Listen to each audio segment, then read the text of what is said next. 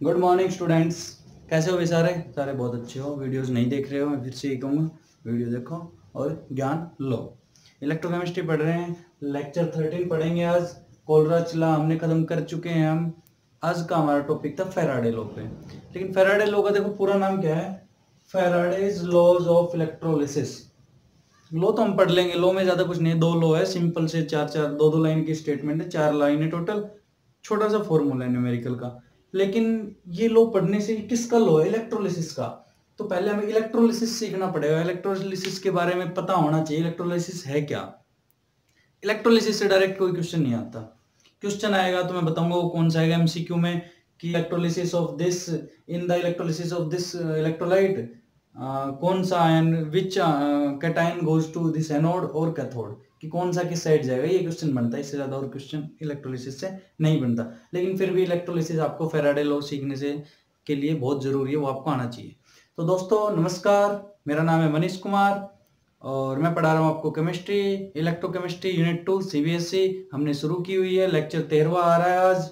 और स्वागत आप सभी का हमारे चैनल इंसेप्शन एक आरंभ में। देखिएगा हमने जो पहले लेक्चर में शुरू किया था शेल के बारे में, इलेक्ट्रोकेमिकल शेल और इलेक्ट्रोलाइटिक शेल, कि शेल दो तरह के होते हैं जिसमें ट्रांसफॉर्मेशन ऑफ एनर्जी होता है। तो इलेक्ट्रोकेमिकल सेल जो हमने पढ़ी थी, इलेक्ट्रोकेमिकल सेल, उसमें क्या होता था बताओ, इलेक्ट्रोकेमिकल शेल। मैंने क्या कहा था, केमिकल लास्ट में, तो मतलब chemical energy to electrical energy. कुछ केमिकल एनर्जी थी वो किस में जा रही है, इलेक्ट्रिकल एनर्जी में चेंज हो रही है। अब जो दूसरी वाली टाइप थी वो थी इलेक्ट्रोलाइटिक सेल। इलेक्ट्रोलाइटिक सेल, इसमें क्या बताया था मैंने, कि जो इलेक्ट्रोकेमिकल में हो रहा हो उससे उल्टा कर दो। यहाँ क्या था, केमिकल एनर्जी से इलेक्ट्रिकल एनर्जी बन रही थी, यहाँ क्या बनेगा, इलेक्ट्रिकल एनर्जी से हम बनाएंगे केमिकल एनर्जी। मतलब कुछ इनिशियल भी हम इलेक्ट्रिक सर्किट से उसको शॉक देंगे, करंट देंगे, उसके बाद केमिकल्स एनर्जी, वहां इलेक्ट्रॉन्स की मूवमेंट शुरू करा के, आयंस की मूवमेंट शुरू करा के केमिकल एनर्जी जनरेट करेंगे। ये होता है चेंज इलेक्ट्रोकेमिकल और इलेक्ट्रोलाइटिक में डिफरेंस। तो देखो इलेक्ट्रोकेमिकल की हमने पूरी कहानी पढ़ ली है, लॉज पढ़ लिए हैं, सब कुछ पढ़ लिया, शेल वगैरह। इलेक्ट्रोलाइटिक हमने वहीं की वहीं छोड़ दिया था, मैंने कहा था कि नंबर आएगा तो पढ़ाएंगे। आपकी प्रदीप की बुक का सेकंड पेज पूरा इलेक्ट्रोलिसिस पे और इलेक्ट्रोलाइटिक पे है, लेकिन मेरे पढ़ाने के पैटर्न में इलेक्ट्रोलिसिस और इलेक्ट्रोलाइटिक सेल का नंबर आया अभी लेक्चर 13 में। तो अभी पढ़ते हैं। मैंने आपको कीवर्ड्स याद कराए थे, ओ ए, आर सी, पी सी, ना। देखो ये किसके लिए था, ये था पूरा इलेक्ट्रोकेमिकल सेल के लिए। केमिकल एनर्जी से अगर इलेक्ट्रिकल एनर्जी जा रहा है तो ऑक्सीडेशन होगा एनोड पे, रिडक्शन होगा कैथोड पे, पॉजिटिव होगा कैथोड, नेगेटिव होगा एनोड। लेकिन in case of electrolytic cell ये जो साइंस है ये चेंज हो जाएंगे। यहाँ पे जो पॉजिटिव होगा वो हो जाएगा एनोड और नेगेटिव होगा वो आ जाएगा कैथोड। ये चेंज हो जाएगा इलेक्ट्रोलाइटिक में, इलेक्ट्रोलाइटिक सेल। और इलेक्ट्रोकेमिकल में क्या था, ये था इलेक्ट्रोकेमिकल सेल में। क्यों होगा वो बात करेंगे अभी। अब याद करना आपको, ये पूरा चारों याद है। इलेक्ट्रोलाइटिक आते ही साइन चेंज कर देने की, एनोड हमारा इलेक्ट्रोलाइटिक आते ही पॉजिटिव हो जाएगा जो कि वहां पे नेगेटिव था। ये डिफरेंस आपको इलेक्ट्रोलाइटिक सेल और इलेक्ट्रोकेमिकल सेल में याद रखना है। अभी पढ़ते हैं इलेक्ट्रोलिसिस। इलेक्ट्रोलिसिस क्या होता है देखो डेफिनेशन सब नोट कर लो, लिख रखी है, पढ़ो। देखो, it is defined as the process of decomposition of an electrolyte, decomposition of an electrolyte by the passage of electricity through its aqueous solution। कि कोई इलेक्ट्रोलाइट होगा उसका एक्वस सॉल्यूशन होगा। इलेक्ट्रोलाइट मतलब कोई ऐसा जिसमें आयंस होंगे और उसका एक्वस सॉल्यूशन होगा, पानी में उसको इलेक्ट्रोलाइट को डालेंगे, उसका आयंस बनेंगे, एक्वस सॉल्यूशन तैयार हो गया, उसमें हम करंट डालेंगे तो वो डिकम्पोजिशन होगा, इलेक्ट्रोलाइटिक डिकम्पोजिशन। हम डिकम्पोजिशन रिएक्शन जब पढ़ते हैं, डिकम्पोजिशन रिएक्शन, डिकम्पोजिशन रिएक्शन एक टाइप है ये रिएक्शंस की, आपने 10th में पढ़ा होगा। Combination, decomposition, displacement, double displacement, oxidation, reduction. तो उसी में डिकम्पोजिशन का है, पहला होता है इसमें डिकम्पोजिशन कैसा, थर्मल, थर्मल डिकम्पोजिशन। दूसरा होता है इलेक्ट्रोलिटिक, इलेक्ट्रोलिटिक। और तीसरा होता है फोटोलिटिक या फोटोलाइसिस, कुछ भी बोल लो। ये 3 टाइप के डिकम्पोजिशन होते हैं कि यहाँ पे एक रिएक्टेंट 2 या 2 से ज्यादा में टूट जाता है। ऐसा कुछ होता है डिकम्पोजिशन रिएक्शन में। तो हमारे पास है इलेक्ट्रोलाइटिक डिकम्पोजिशन। तो देखो एक बहुत ही सिंपल सा एक एग्जांपल सभी पढ़ते हैं इलेक्ट्रोलाइटिक डिकम्पोजिशन का, कि वाटर होता है लिक्विड स्टेट में, इसको हम इलेक्ट्रिक करंट देते हैं, इलेक्ट्रिक करंट देते हैं, और ये H2 और O2 में टूट जाता है। बैलेंस कर लेना, हाफ O2 हो जाएगा, स्टेट लिख लेना, गैस गैस, ये लिक्विड। ये रिएक्शन सब पढ़ते हैं, बहुत ही फेवरेट रिएक्शन है। जब हम डिकम्पोजिशन रिएक्शन पढ़ते हैं और वहां पे इलेक्ट्रोलाइटिक डिकम्पोजिशन पढ़ेंगे तो ये रिएक्शन आती है सीधी। तो एक तरह से ये भी तो क्या है, इलेक्ट्रोलिसिस है, कि भाई क्या हो रहा है, process of decomposition of an electrolyte. अगर वाटर को इलेक्ट्रोलाइट मान ले हम, by the passage of electricity, electricity pass कराया through its aqueous solution, water में से हमने जैसे किया तो आयंस में टूट जाना ही इलेक्ट्रोलिसिस है। अब देखो जब इलेक्ट्रोलिसिस का जो प्रोसेस है उसको कैरी आउट करने के लिए, उसको बनाने के लिए, उसको चलाने के लिए हमारे पास जो एक डिवाइस होती है उसको कहते हैं इलेक्ट्रोलाइटिक सेल, उसको कहते हैं इलेक्ट्रोलाइटिक सेल। इलेक्ट्रोलिसिस की डेफिनेशन समझ में आई कि करंट देके डिकम्पोजिशन करेंगे हम किसी एक इलेक्ट्रोलाइट का, और इसको पूरे प्रोसेस को करने के लिए जो चीज होगी, अपरेटस यूज होगा, उसको कहेंगे इलेक्ट्रोलाइटिक सेल। इलेक्ट्रोकेमिकल सेल हम सब ने आराम से बहुत अच्छे से पढ़ रखी है। अब देखो इलेक्ट्रोलाइटिक सेल के बारे में पढ़ेंगे। दो इलेक्ट्रोड होते हैं, सबको पता है, एक कैथोड एक एनोड। ऑक्सीडेशन कहाँ होता है, एनोड पे, रिडक्शन कहाँ होता है, कैथोड पे। वही इलेक्ट्रोकेमिकल में, वही इलेक्ट्रिकल सेल में, ये चीजें बहुत कॉमन है। अब आ जाओ इधर, मान लो ये एक इलेक्ट्रोड है हमारा, ये एक इलेक्ट्रोड हमारा ये हो गया, है ना। इलेक्ट्रिकल एनर्जी से केमिकल एनर्जी बनानी है, मतलब कोई ना कोई इलेक्ट्रिकल एनर्जी देनी पड़ेगी। हमने यहाँ पे एक डीसी सोर्स लगा दिया, देखो ये बैटरी लगा दी है, यहाँ पे ये पॉजिटिव साइड है, ये यहाँ पे नेगेटिव साइड है, ठीक है। अभी यहाँ पे जैसे हम इलेक्ट्रिसिटी ऑन करेंगे, देखो पॉजिटिव नेगेटिव बाद में देखेंगे, मतलब कैसे एनोड कैथोड हुआ, एक बार समझो। जैसे बैटरी ऑन की, क्या होगा, बैटरी ऑन की, यहाँ पॉजिटिव है, ये पॉजिटिव वाला साइड है, ये नेगेटिव वाली है। अब जैसे ये डिकम्पोजिशन होंगे तो इस इलेक्ट्रोड पे कौन आना चाहेगा, पॉजिटिव है ये, देखो यहाँ पॉजिटिव एंड हमने जोड़ रखा है, एनोड को भूल जाओ, पॉजिटिव एंड हमने यहाँ जोड़ रखा है, तो इस पे कौन आएगा, नेगेटिव वाले आएंगे, जो भी आयंस नेगेटिव होंगे वो इधर आएंगे, ये आने शुरू हो गए नेगेटिव इस पॉजिटिव एंड पे। यहाँ नेगेटिव है तो इधर कौन से जाएंगे, पॉजिटिव वाले जाएंगे, हो गया। अब देखो नेगेटिव वाला इधर आ रहा है, मतलब क्या हो रहा है उसका, नेगेटिव वाला इधर आ रहा है, क्या हो रहा है उसका, बताओ, सोच के बताओ क्या होगा, ऑक्सीडेशन होगा या रिडक्शन होगा। देखो ऑक्सीडेशन हो रहा है कि नेगेटिव वाला इधर आ रहा है और लेके कुछ ना कुछ बना रहा है अपना, और यहां से ये इलेक्ट्रॉन्स देख के इधर पास कर रहा है। ऐसे ही इधर क्या होगा, कैथोड है, कैथोड नहीं है, मान लो इधर ये पॉजिटिव इधर जा रहा है, मतलब किसी को न्यूट्रलाइज कर रहा है, भाई यही तो कर रहा है। यहाँ मान लो कोई न्यूट्रल स्पीसीज है, उसके पास पॉजिटिव जा रहा है, या ये पॉजिटिव है कुछ, इधर जाके क्या करेगा, NaCl का केस है, मान लो NaCl है, NaCl है, Na positive Cl negative, Cl negative इधर आएगा, Na पॉजिटिव उधर चला जाएगा, ऐसे ही तो होगा। तो ये इधर ऑक्सीडेशन का प्रोसेस होगा, इधर रिडक्शन का प्रोसेस होगा। मैंने क्या बताया था कि प्रोसेस पे ध्यान दो, ऑक्सीडेशन जिधर होगा वो एनोड होगा, रिडक्शन जहां होगा वो होगा कैथोड, यही तो होगा। तो ये हो गया एनोड, ये कैथोड। लेकिन देखो साइन, वहां पे हमारा एनोड क्या था, नेगेटिव, लेकिन यहाँ पे जब ये इलेक्ट्रॉन इधर क्यों आ रहे हैं, क्योंकि ये पॉजिटिव साइड से जुड़ा हुआ है, क्योंकि हम खुद इलेक्ट्रिसिटी दे रहे हैं। आपको कंफ्यूज होने की जरूरत नहीं है, या तो इसको समझ लो आराम से, बुक में बहुत अच्छे से लिखा हुआ है वो तो पढ़ लो मैंने बहुत अच्छे से बता दिया वो पढ़ लो। फिर भी कुछ नहीं आ रहा तो इस पे कभी कोई क्वेश्चन नहीं आता, इलेक्ट्रोलिसिस का आता है वो मैं बता दूंगा क्वेश्चन कहाँ से आता है। आपको ये याद रखना है, इलेक्ट्रोकेमिकल सेल में जो हमने साइंस पढ़े थे उसका उल्टा है उल्टा क्यों है कि हमने ऑलरेडी इलेक्ट्रिक सोर्स यहाँ दिया है, सोर्स दिया तो एक साइड तो पॉजिटिव नेगेटिव करनी थी, मान लो हमने ये पॉजिटिव साइड कर दिया, इलेक्ट्रोड पॉजिटिव हो गया, इलेक्ट्रोड नेगेटिव हो गया।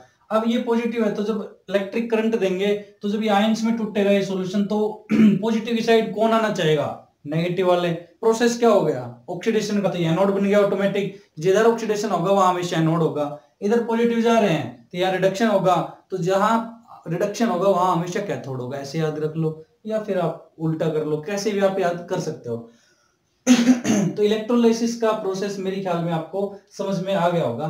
तो अगर NaCl के केस में करेंगे तो लिखो इलेक्ट्रोलिसिस ऑफ NaCl, पहला केस 3-4 पढ़ लेते हैं, इलेक्ट्रोलिसिस ऑफ NaCl। क्या पढ़ना है, रिएक्शन पढ़नी है, एट एनोड, एनोड पे क्या हो रहा होगा, और एट कैथोड, कैथोड पे क्या हो रहा होगा, बताओ।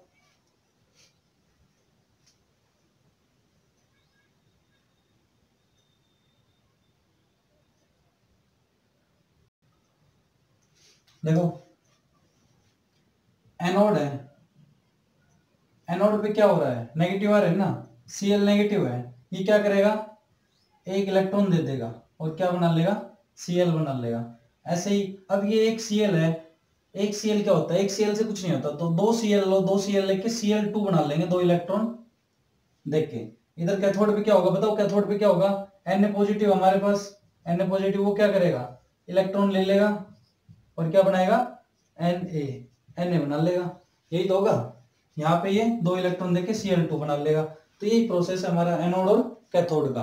तो दो तीन हम इलेक्ट्रोलाइसिस प्रोसेस पढ़ेंगे। हाँ तो भाई देख सकते हो इलेक्ट्रॉन्स का क्या हो रहा है, इलेक्ट्रॉन्स रिलीज कर रहा है, कुछ ना कुछ इलेक्ट्रॉन्स निकाल रहा है अपने अंदर से, पॉजिटिविटी की तरफ जा रहा है, क्या हो रहा है, ऑक्सीडेशन हो रहा है, वो एनोड पे हो रहा है, इलेक्ट्रॉन ले रहा है। जैसे जिंक और कॉपर में पढ़ा था, जिंक 2 पॉजिटिव बन रहा था, ऑक्सीडेशन हो रहा था, और कॉपर वाले में कॉपर इलेक्ट्रॉन्स ले रहा था, रिडक्शन हो रहा था। ऐसे यहाँ सोडियम ले रहा है और ये बना रहा है। अगर इसको बैलेंस करें, जैसे यहाँ 2Cl है, 2 से कर ले मल्टीप्लाई इसको भी, तो ये भी 2 इलेक्ट्रॉन का चेंज हो जाएगा। तो ओवरऑल रिएक्शन जब लिखेंगे तो ये बनेगा, और ये कैसे बनेगा, यहां लिखना पड़ेगा इलेक्ट्रोलिसिस, इलेक्ट्रोलिसिस। NaCl का इलेक्ट्रोलिसिस करवाएंगे तो 2 Na और एक Cl2 का हमें मॉलिक्यूल मिलेगा। तो इस तरह से कुछ एक रिएक्शन आएगी। इसमें इंपॉर्टेंट क्या है कि on electrolysis of NaCl which part of the NaCl goes to cathode और विच गोज टू एनोड। तो कैथोड पे जाता है Na और एनोड पे जाता है Cl2। इस टाइप के क्वेश्चंस कई बार पूछे जाते हैं, तो वो आपको करने हैं सारे। इसके अलावा देख लो एक और H2O का कर लोगे, H2O का बुक से करना सारे, एसिडिफाइड H2O और एल्कली H2O के किस बेस के साथ और एसिड के साथ।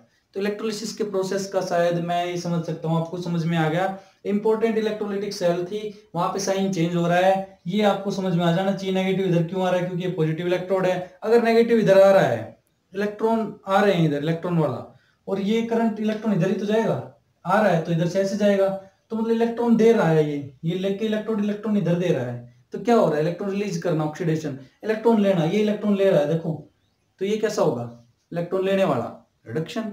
तो ये वाली थ्योरी सेम होगी, बस साइन का ध्यान रखना है। तो इलेक्ट्रोलिसिस समझ में आ गया। अभी हम पढ़ेंगे इस इलेक्ट्रोलिसिस की कुछ एक रिएक्शंस आपकी बुक में दी हुई है, वो खुद से करके देखना, उसमें कुछ नहीं है, केवल एनोड कैथोड याद रखना है कि एनोड पे कौन जाएगा, कैथोड पे कौन जाएगा। जब क्वेश्चन प्रॉब्लम सॉल्व करेंगे तब इनकी क्वेश्चन हम सारे करेंगे, तब तक आप इसकी प्रैक्टिस कर लो। अभी पढ़ेंगे Faraday's laws of electrolysis. First law of Faraday, Faraday ने 2 लॉ दिए थे इलेक्ट्रोलिसिस के, और उसने जो अपनी मतलब इलेक्ट्रोलिसिस के दौरान अमाउंट था कि कितना अमाउंट डिपॉजिट होगा कहां पे, और जो इलेक्ट्रिसिटी पास करेगी, चार्ज जो भी ट्रेवल करेगा, उनके बीच में एक रिलेशन दिया था। 2 लॉज दिए थे, दोनों लॉ पढ़ेंगे। लिखो first law of Faraday's, law of.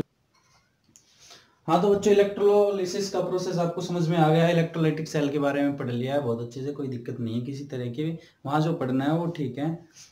H2O का और एक बार इलेक्ट्रोलिसिस करके देख लेना, H2 कहाँ जाएगा और O2 कहाँ जाएगा। मेरे ख्याल में H2 वहाँ पॉजिटिव है, तो पॉजिटिव सोडियम किधर गया था, एनोड पे, ऐसे ही।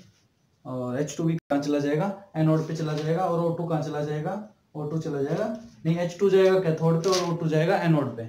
H2O का जब करोगे तो H2 जाएगा कैथोड पे और O2 जाएगा एनोड पे, देख लेना करके, नहीं तो बता देना, मैं रिएक्शन करा दूंगा। अभी हमें पढ़ना है Faraday's law, Faraday's law of electrolysis. Electrolysis हमें पता चल गया क्या है, करंट पास कराएंगे, डिकम्पोज हो जाएगा, इलेक्ट्रिकल एनर्जी से केमिकल एनर्जी मिलेगी हमारे इस प्रोसेस में। तो देखो जो फर्स्ट लॉ वो कैसा है, कहता है this law states that the amount of a substance deposited और dissolved at an electrode is directly proportional to the charge passing through the electrolyte.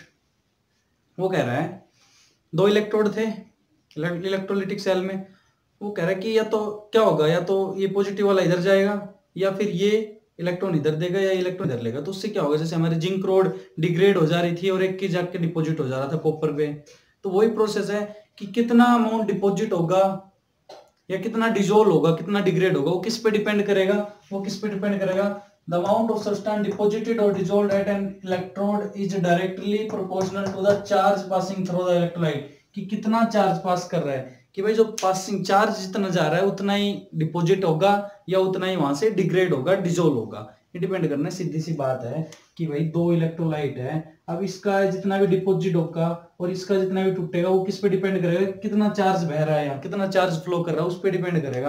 Coulomb ने इसको थोड़ा मैथमेटिकली बता दिया। तो कूलाम ने उसके बारे में क्या कहा कि देखो अगर 1 एम्पियर जो हमारा करंट है 1 सेकंड के लिए, टी सेकंड के लिए हमारे उसमें फ्लो कर रहा है, एम्पियर करंट अगर टी सेकंड के लिए फ्लो कर रहा है, 1 एम्पियर करंट टी सेकंड के लिए कुछ टाइम के लिए फ्लो कर रहा है, तो जो quantity of charge will be 1 coulomb होगी। कि कोई भी एम्पियर करंट, 1 एम्पियर करंट किसी टाइम टी टाइम के लिए फ्लो कर रहा है, तो जो चार्ज डेवलप होगा, चार्ज जो बनेगा वो क्यू कूलम होगा। कूलम क्या है? चार्ज की यूनिट, उसको हमने मान लिया कूलम। तो यहां से आप पता लगा सकते हो कि चार्ज किसके बराबर होता है? करंट के और टाइम के प्रोडक्ट के बराबर। कि कितना करंट कितने टाइम के लिए फ्लो कर रहा है, वो क्वांटिटी हमें देगी चार्ज।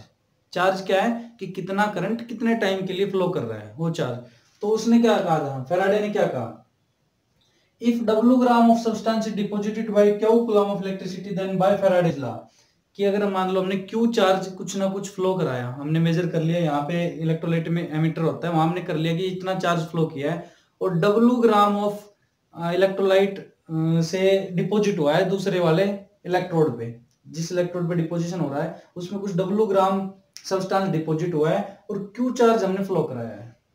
यही तो कहा है। अब फैराडे ने इनके बीच में एक रिलेशन दिया कि भाई इनका प्रोपोर्शनल होगा डायरेक्टली, कि जितना हमारा डिपोजिशन होगा वो उसके डायरेक्टली प्रोपोर्शनल होगा कितना चार्ज फ्लो कर रहा है।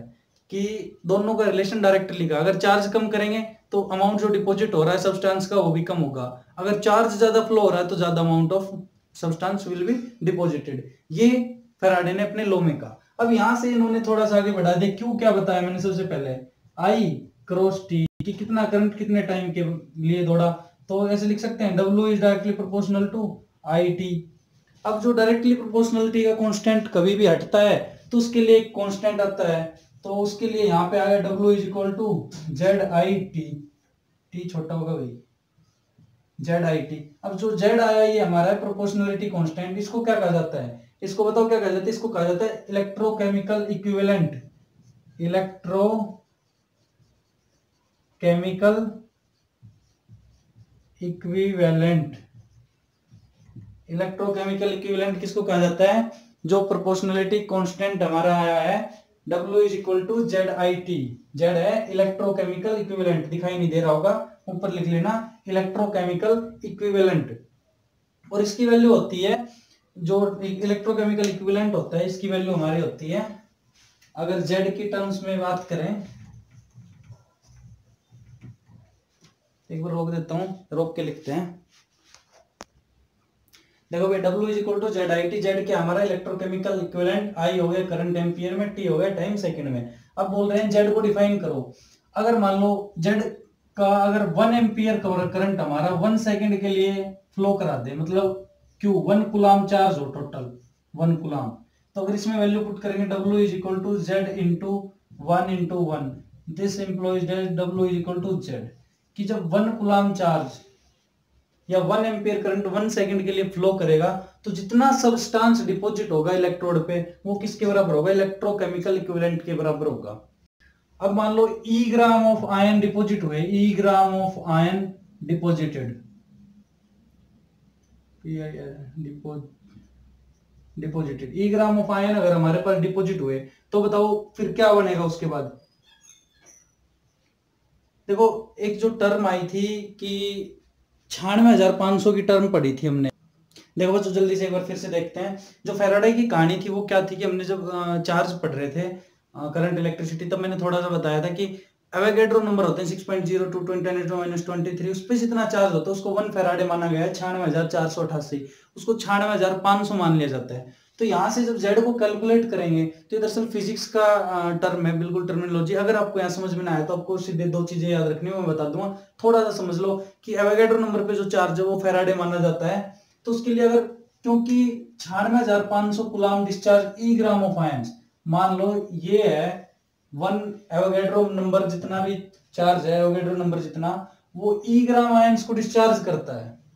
भाई समझ में नहीं आए तो कोई दिक्कत नहीं है, फिजिक्स का मिलता जुलता हूँ, आप पढ़ लोगे 12th की फिजिक्स में है ये चीजें, जब करंट इलेक्ट्रिसिटी आप पढ़ोगे।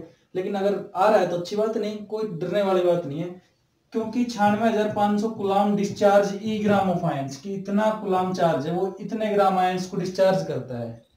इसलिए हम कह सकते हैं 1 कूलम चार्ज क्या करेगा, इतने आयंस देगा हमें E बाय 96,500 कि कितने आयंस बनाए, तो उसको इससे डिवाइड कर दे, तो मैथमेटिकल सिंपल। तो यहाँ से हम अगर सोल्व करना चाहें तो क्या करेंगे, जेड की वैल्यू आ जाएगी E बाय 96,500, यहाँ से जेड की वैल्यू निकालेंगे E बाय 96,500। तो कुछ नहीं करना, आपको ये याद रखना है, ये कहानी समझ में आई तो बहुत अच्छी बात है, नहीं भूल जाओ। जेड की वैल्यू होती है E बाय 96,500, ये है फेराडे का, एवोगैड्रो का चार्ज होता है फेराडे, वन फेराडे की वैल्यू होती है 96,500। अब इसको पुट कर दो, W is equal to E I T by 96,500, Z की जगह वैल्यू पुट कर दी हमने E बाय 96,500। इनको रीअरेंज कर दो, W बाय E आ जाएगा, तो I और T का क्रॉस मल्टीप्लीकेशन हो जाएगा Q by 96,500 is equal to 96,500 क्या होता है फेराडे, Q बाय F। तो ये रिलेशन याद करना आपको, फेराडे के फर्स्ट लॉ के सभी तरह के न्यूमेरिकल, IIT JEE नीट हर तरह के न्यूमेरिकल इस फॉर्मूले से बाहर से कहीं से नहीं आएंगे। ये मैंने बोर्ड से भी आगे का पढ़ा दिया, बोर्ड का काम यहाँ खत्म हो गया था आपका। ZIT पे जेड की वैल्यू मिलेगी, करंट मिलेगा, टाइम मिलेगा, फॉर्मूला लगाओ, निकल जाएगा। ये जो पार्ट है ये थोड़ा सा एडवांस लेवल, अगर आप कोई तैयारी कर रहे हो नीट वगैरह JEE की, तो वहां आपको ये फॉर्मूलेज काम आएंगे। तो अगर आपको ये वाली चीजें समझ में आ गई तो बड़ी खुशी की बात है, बहुत अच्छी बात है, आप लोग बहुत इंटेलिजेंट हो। अगर नहीं आई तो आप पहले से भी ज्यादा इंटेलिजेंट हो, क्योंकि ये उनको समझ में आएगी। अगर किसी को समझ में नहीं आई फिर भी वो कह रहा है समझ में आ गई, तो इंटेलिजेंट नहीं माना जाएगा। लेकिन किसी को समझ में नहीं आई और फिर वो कह रहा है कि जी नहीं आई मेरे समझ में, मतलब ही इज रियली इंटेलिजेंट, ही और सी इज, क्योंकि वो ईमानदार है अपनी समझ के लिए। तो मैं ये फर्स्ट लॉ इस वीडियो में कराऊंगा, सेकंड लॉ के लिए अलग से वीडियो बनाएंगे। देखो थोड़ा सा न्यूमेरिकल पोर्शन जो होता है वो बोरिंग टाइप होता है, तो इसमें घबराने की जरूरत नहीं, क्योंकि जब न्यूमेरिकल वाले की हम थ्योरी पढ़ते हैं ना तो बोरिंग होती है। अब इस पे हम न्यूमेरिकल करने लग जाए ना तो बड़े मजे आ जाएंगे आप लोगों को। कर लें एक न्यूमेरिकल, चलो फर्स्ट लागा एक न्यूमेरिकल करके खत्म करते हैं इसको, लेक्चर को। देखो भाई बहुत ही अच्छा और बहुत ही लेवल का, बहुत ही कॉन्सेप्चुअल क्वेश्चन है, पढ़ो एक बार समझो। The time required to coat a metal surface of 80 centimetre square with 0.005 mm thick layer of silver with the passage of 3 ampere current through silver nitrate solution। क्या पूछ रहा है बताओ, टाइम पूछ रहा है, किस काम के लिए, किस काम के लिए, पढ़ो एक बार। To coat a metal surface of 80 centimetre cube, एक 80 सेंटीमीटर स्क्वायर का एक मेटल सरफेस है, उसके इतनी थिक मोटाई की हमें एक लेयर चढ़ानी है उस पे मेटल पे, तो उसके लिए कितना टाइम लगेगा, जबकि ये सिल्वर उसकी डेंसिटी ये दे रखी है। तो मतलब हमने फेराडे लॉ में क्या पढ़ा था कि चार्ज जितना फ्लो करेगा उतना ही सब्सटेंस डिपॉजिट होगा। अब वो कह रहा है कि करंट दे दिया, चार्ज दे दिया, हमें चार्ज का एक हिस्सा दे दिया, करंट दे दिया, टाइम निकलवाना है, बाकी सब कुछ दे दिया हमें। और क्या चाहिए हमें, क्या चाहिए भाई, क्या होता है formula, W is equal to ZIT, T नहीं दिया, जेड दे दिया, जेड के वैल्यू हमने क्या पढ़ी है, जेड के लिए एक पढ़ा है ना हमने कि W is equal to E by 96,500 और IT, ये भी तो पढ़ा है एक फॉर्मूला W का हमने ZIT की जगह। तो E भी पता है हमें, सिल्वर 96,500 भी है, करंट भी है, T निकालना है, W भी पता है कितना करना है हमें, 0 पॉइंट, बताओ W कितना है दिया हुआ है ना, यहाँ से निकाल लेंगे, डेंसिटी दी हुई है हमें। तो देखो सोल्व करते हैं एक बार, फॉर्मूला बाद में यूज कर लेंगे। करंट दिया हुआ है 3 एम्पियर, वॉल्यूम कैसे निकालोगे भाई, देखो डेंसिटी दी हुई है ग्राम पर सेंटीमीटर क्यूब में, वॉल्यूम कैसे निकालोगे, 80 सेंटीमीटर स्क्वायर को जब इसकी थिक मोटाई से मल्टीप्लाई कर देंगे, वो मेटल है, एक मेटल है, उस पे कह रहे 0.005 की mm की एक परत चढ़ानी है हमें, और वो कितने टाइम में चढ़ जाएगी, जबकि सिल्वर की डेंसिटी ये है, ये कह रहा है। तो हमने ये पढ़ा है कि भाई W जो होता है कि जो ये अमाउंट है ये किस पे डायरेक्टली प्रोपोर्शनल है टाइम के, उसके लिए हमने ये फॉर्मूला पढ़ा है। तो हमें एक तो मास चाहिएगा, W निकालना है, डेंसिटी से निकाल लेंगे, और एक क्या चाहिएगा, बस निकल जाएगा। तो यहाँ से वॉल्यूम कैसे आएगी भाई, इसको और इसको मल्टीप्लाई कर दो, वो सेंटीमीटर में ये मिलीमीटर में कन्वर्ट कर लो, 0.005 इंटू 10⁻⁻⁻1 ये हो गया सेंटीमीटर, इंटू 80 सेंटीमीटर स्क्वायर, ये भी सेंटीमीटर, तो वॉल्यूम आ जाएगी, वॉल्यूम कितनी आएगी 80 5 400, 0 पॉइंट कितने आ जाएगी 04, वॉल्यूम आ गई 0.04 cm3, ये वॉल्यूम आ गई। समझ में आया, किसकी वॉल्यूम आई, जो इलेक्ट्रोड तैयार होना है, जो मेटल सरफेस होना है सिल्वर के डिपोजिशन के बाद, कि एक मेटल है सिल्वर का, उस पे 0.005 ग्राम हमने डिपॉजिट करा दिया, तो अब उसकी वॉल्यूम कितनी हो गई, आ गई वॉल्यूम। अब डेंसिटी दी हुई है तो वॉल्यूम हमारे पास आ गई, मास निकाल लोगे, डेंसिटी कितनी है 10.5 इसको 0.04 से मल्टीप्लाई कर दो। जब इसको मल्टीप्लाई करोगे आप तो इसमें 0.42 ग्राम आ जाएगा आपके पास। ये आ गया मास। तो इतना कॉन्सेप्चुअल क्वेश्चन आते हैं आपके बोर्ड का क्वेश्चन नहीं, लेवल का क्वेश्चन है, जेईई का और नीट के। बहुत ही अच्छा क्वेश्चन है। समझना, इसको रिपीट करके देखना, समझना है। वो पूरे लेक्चर को जब समझोगे समझ में आ जाएगा और ये बहुत ही मजे आएंगे इसको अगर समझ में आएगा तो। ये हमारे पास आ गया मास। मास आ गया भाई 0.42 ग्राम। अब लगा लो यहाँ पे जो भी फॉर्मूला हमें करना है। 0.42 आ गया मतलब डब्ल्यू की वैल्यू आ गई। अब इस फॉर्मूला में पुट कर दो उसकी वैल्यूज। ये डब्ल्यू आ गया ना, सब्सटेंस कितना डिपॉजिट हुआ 0.42 इज इक्वल टू ई कितना है, सिल्वर के लिए जो होता है उसका मास 108 होता है, 96,500। आई कितना है 3 एम्पियर। टाइम निकाल लो यहाँ से टी की वैल्यू आ जाएगी 0.42 into 96,500 Faraday divided by 108 divided by 3। जब इसको सोल्व कर लोगे तो 125.09 सेकंड आएगी। इस न्यूमेरिकल को भाई जरूर एक बार रिपीट मोड पे करके देखोगे तो ये वो न्यूमेरिकल है जो न्यूमेरिकल समझ में आए या ना आए, अगर इसके स्टेप समझ में आएगा तो फैराडे का लॉ समझ में आ जाएगा अच्छी तरह से, डीप से, हर लेवल का। और जेईई और नीट में इस पे क्वेश्चन बनते हैं, फैराडे के लॉ पे फर्स्ट और सेकंड में से जरूर क्वेश्चन होता है। तो इसको करना, फैराडे के लॉ समझना। आपके पास बुक है ही। देखो अगर एक इलेक्ट्रॉन का चेंज हो रहा है कहीं तो इसका मतलब 1 फैराडे चार्ज। अगर कहीं 2 इलेक्ट्रॉन का चेंज हो रहा है तो मतलब 2 फैराडे चार्ज। आपको क्वेश्चन है कि वाटर का इलेक्ट्रोलिसिस पे कितना फैराडे का चार्ज होता है कंज्यूम। वाटर के लिए कितने इलेक्ट्रॉन का चेंज होता है, 2 इलेक्ट्रॉन का चेंज होता है। मतलब वाटर का जब हम इलेक्ट्रोलिसिस कराते हैं तो क्या होता है बताओ।